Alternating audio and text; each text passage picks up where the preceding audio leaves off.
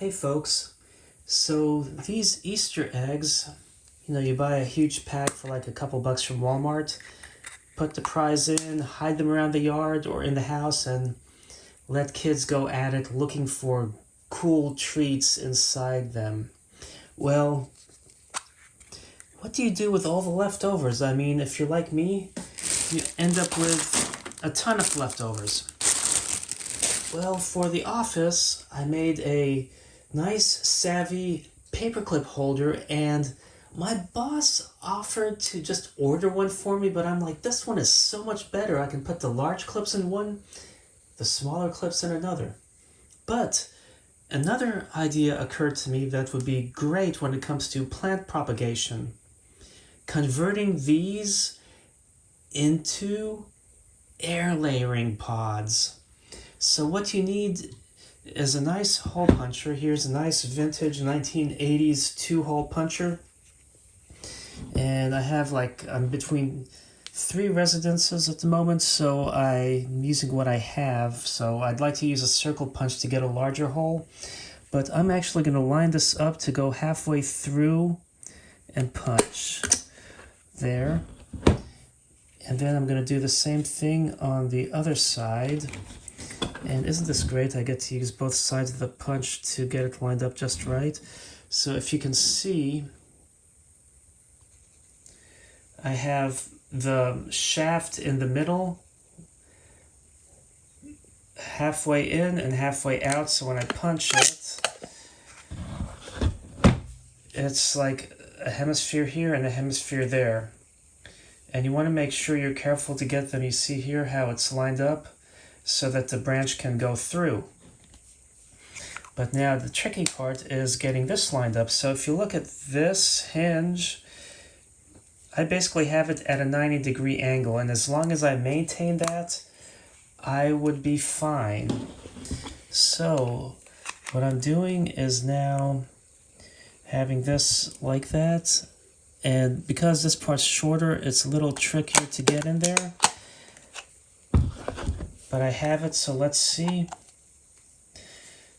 Slightly off, but there are 2 things you can do here. You can take some scissors and widen this to get to the size you want, since, if I used a circle punch, I could line them up better. But I'm actually going to just punch the hole a second time, just slightly offset. And it gives me a slightly bigger opening. Now we'll try the other side, and hopefully I can get this more right. It's a little trickier on the thinner side of the egg, but I am way off on there. So now I have to get this lined up a little better, and that worked better. So you can see I have a hole going through, which is great for a branch, and I just used a hole puncher to massage this a little bigger. That one's not quite as big as that, so this one could be the top portion of the branch. Or I would make this the top portion actually, because the distance from here to here isn't long enough to where the thickness in the branch won't be too great. So I'll put the tighter one underneath to hold more moisture, and then this little extra gap I can use if I want to add moisture to the growing media for the air layering. So now, let's give this a whirl. Before I start, it would be a good idea to go ahead and start filling this with peat moss, and I have peat moss that's slightly moist, so it will stick together nicely. And using my hands for this isn't the most ideal, but you're going to press it down in there so you can have a good growing media. And by pressing it down, it can help with getting enough contact between the moss to keep the branch from drying out. And it will still have some breathability. I mean, there are these holes at the end of the peat moss, so so that's always a plus.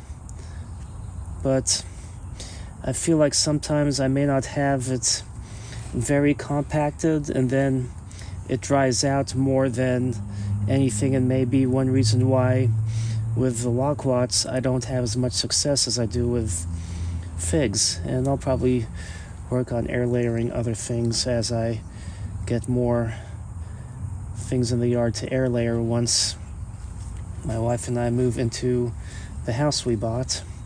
But in the meantime, I'm making do with what I have. So I'm compacting these, just making sure I have an adequate amount in there. And then it also holds up better when it's slightly moist and compacted in there. So then when I close these, they should press nicely, and if it waters, it fills up any voids. So now we can prep the branch. This is going to be the branch which I'll be working on, and I chose this branch not only because it's semi-hardwood, as you can see, but you can compare it to the one that you can buy off the internet. And I'm going to go ahead and prep the branch from here. Usually you cut in a circle around, but I don't have a knife handy on me, so I will use what I have been. So I don't want to make very long incisions, because these were the smaller Easter eggs, they weren't the bigger ones, and I'm just going to cut these these leaves out of the way, because essentially they will hinder rain from getting this to help water naturally.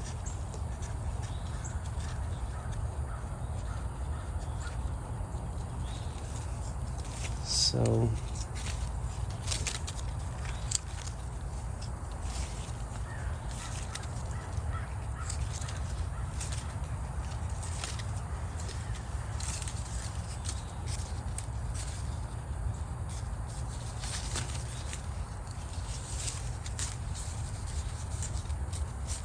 there we go.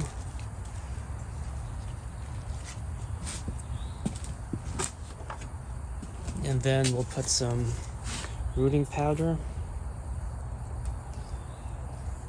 Sometimes putting too much is detrimental, because certain plants, having too much will overwhelm it when you have too much of the hormone.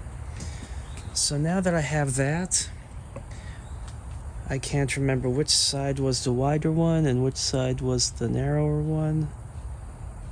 Okay, so I'm gonna go ahead and put this around.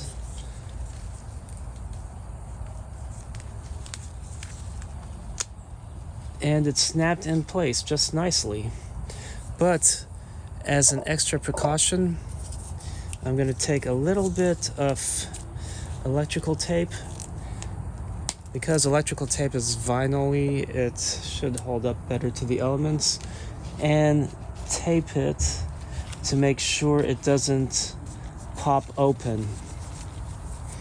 And I already have moist sphagnum moss in there, but I can always add a little bit through the openings, or as it rains, it will fill up as well to help keep it hydrated.